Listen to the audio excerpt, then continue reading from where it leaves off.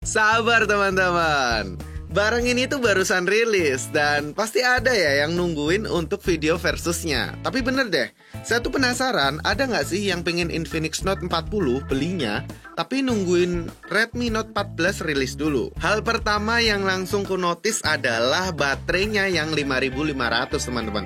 Padahal ini kan Redmi ya. Terus, apakah bisa kalau kita lawankan dan bisa menyaingin dari Infinix Note 40 atau orang bilang King Phoenix? Halo teman-teman, selamat datang di Dogi. Tonton video ini sampai akhir ya, karena kita akan bahas untuk Infinix Note 40 atau Redmi Note 14 yang barusan rilis nih. Bagus mana sih? Mending mana sih? Tonton ya.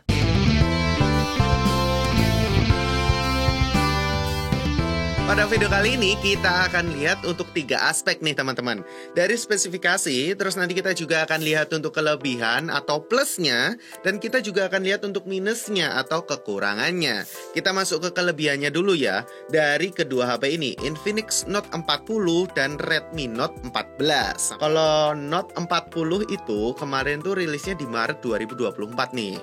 Bedanya hampir setahun ya. Kalau Redmi Note 14 sendiri kan ada di 25 Januari 2025. Baru rilis kemarin, ibarat kayak gitu. Harganya ya mirip-mirip. Kalau Note 40 sendiri awal rilisnya itu di angka 2,7 jutaan. Kalau sekarang kalian cek di marketplace, rata-rata itu tuh pada jualnya udah turun di angka 2,2 jutaan.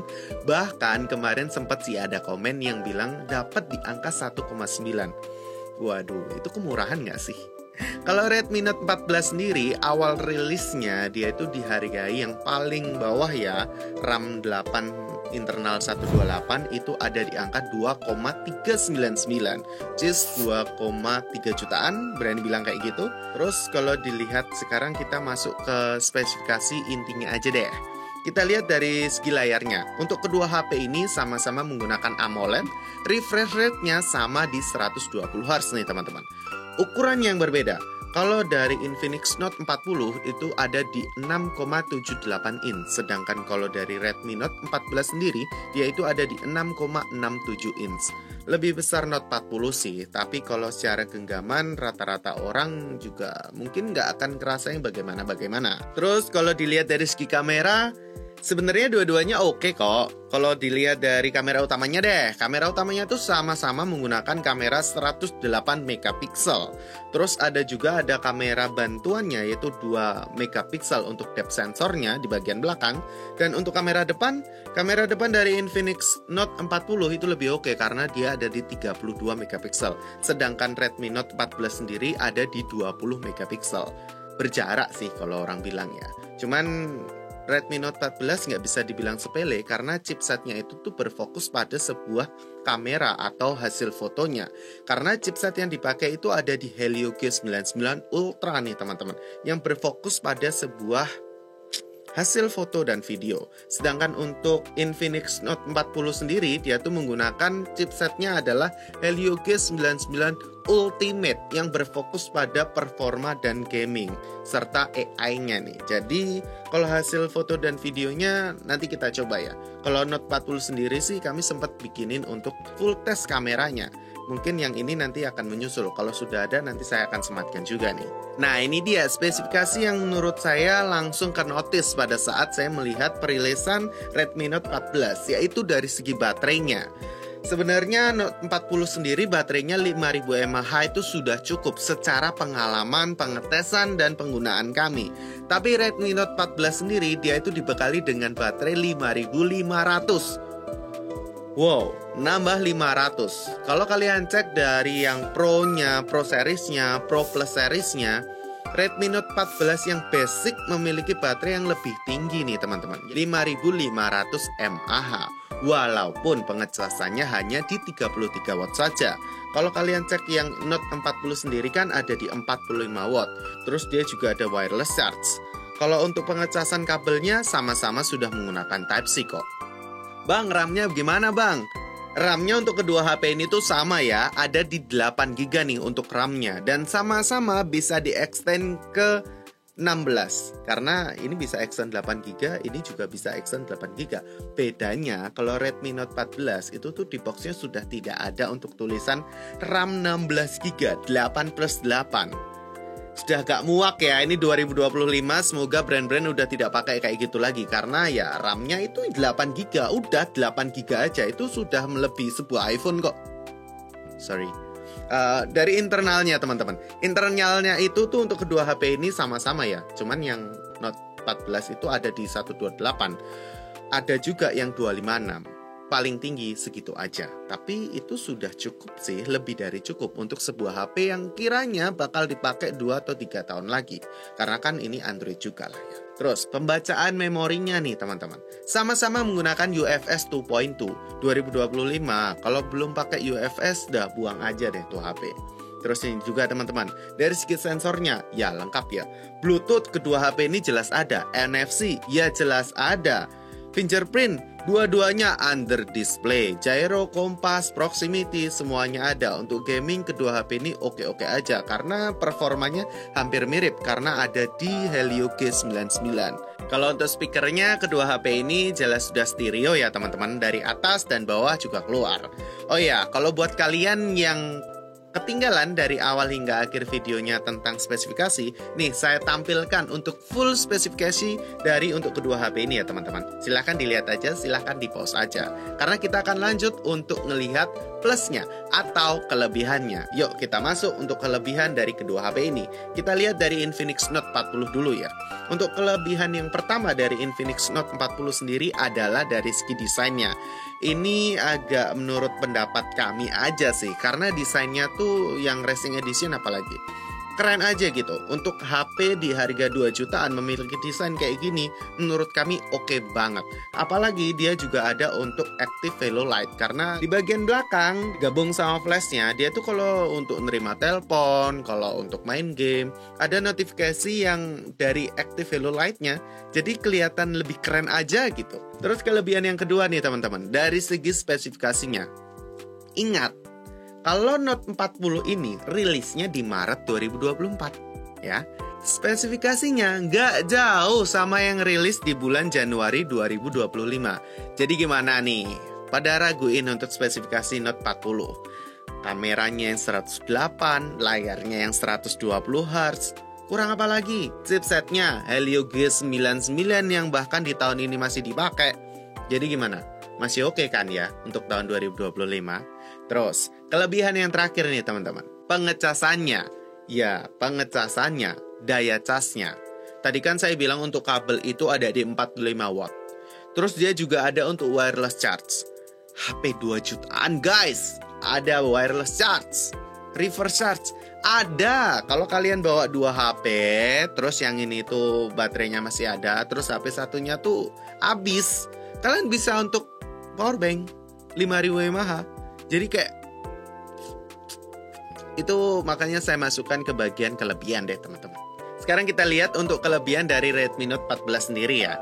Yang pertama adalah desainnya. Sebentar, jangan dihujat dulu, karena tadi kan kita bilang untuk Infinix Note 40 desainnya keren ya, karena sudah ada Racing Edition juga.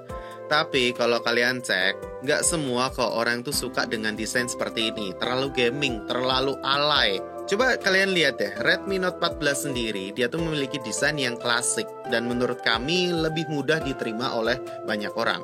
Dan kalau pingin lebih stand out lagi, kalian bisa pilih yang warna purple ini. Karena di bagian belakangnya atau back covernya itu tuh kayak ada kayak siluet-siluet marble gitu. Jadi kayak terkesan lebih mahal aja sih, menurut kami kayak gitu. Makanya saya masukkan ini ke bagian kelebihan, karena lebih mudah untuk diterima oleh banyak orang. Terus kelebihan yang kedua teman-teman, tadi udah sempet ya, dan ini bikin saya kaget, yaitu masalah baterainya.